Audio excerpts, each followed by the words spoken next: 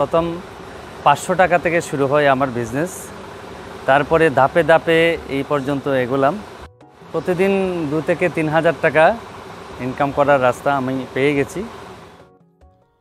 অসম্ভৱক সম্ভৱ কৰি দেখুৱাইছে শিলচৰৰ নিৰ্মল চৰকাৰে। মাত্ৰ 500 টকা মূলধনেৰে আৰম্ভ কৰিছিল মিঠা দৈৰ ব্যৱসায়।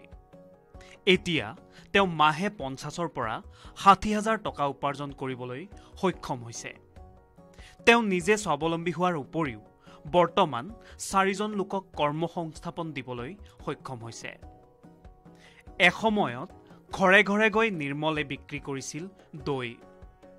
সেয়া আছিল নিৰ্মল চৰকাৰৰ ব্যৱসায়ৰ আৰম্ভণি। আমার নাম নির্মল সরকার, ব্যবসা একজন দই বিক্রেতা। 500 টাকা থেকে শুরু হয় আমার বিজনেস। তারপরে ধাপে ধাপে এই পর্যন্ত এগোলাম। বর্তমানে আমার এই বিজনেসের মধ্যে 4টে কার্ট রয়েছে। 4টে কার্টের মধ্যে 4জন ভেন্ডর রয়েছে। আর যেগুলো মেকিং প্রসেস সেটা আমরা ঘরের মধ্যে আমি এবং আমার স্ত্রী আর আমার ছেলে এবং মেয়ে এই 4জন মিলে করি। আর তো এরকমভাবেই চলছে। মোটামুটি প্রতিদিন 2 থেকে 3,000 টাকা ইনকাম করার রাস্তা আমি পেয়ে গেছি। দিনে নিশাই কষ্টৰে তেওঁ কেৱল কৰি গৈছিল নিজৰ কাম।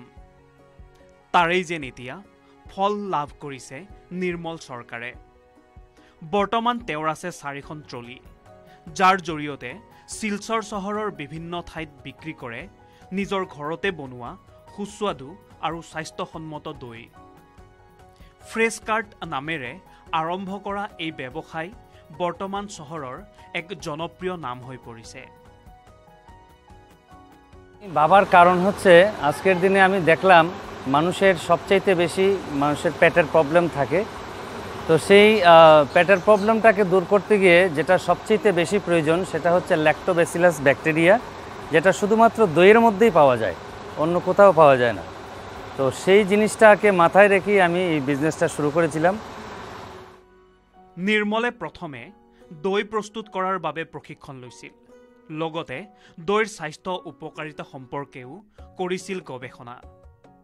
তাৰ পাছতহে তেওঁ আৰম্ভ কৰিছিল এই ব্যৱসায়।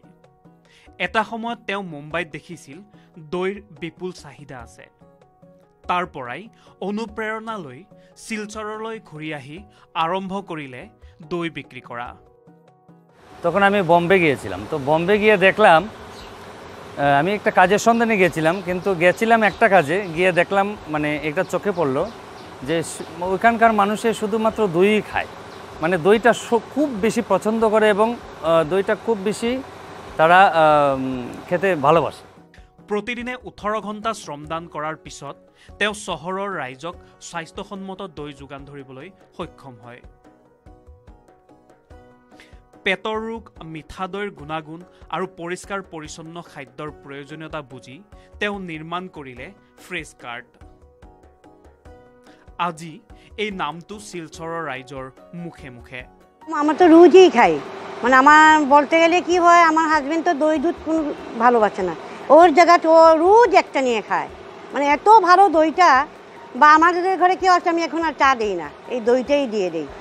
হ্যাঁ, মানে এত ভালোবাসে আমার মেয়ে বা সবাই আমাকে, মা আমাকে এটা দেবে, দিদি আমাকে দইটা কোথায় পাওয়া যায় দইটা দে, এইভাবে আর কি, মানে প্রচুর ভালো। আর দৈৰ সৈতে তেওঁ নিজেই গঢ়ি তুলিছে এক বিশ্বাস।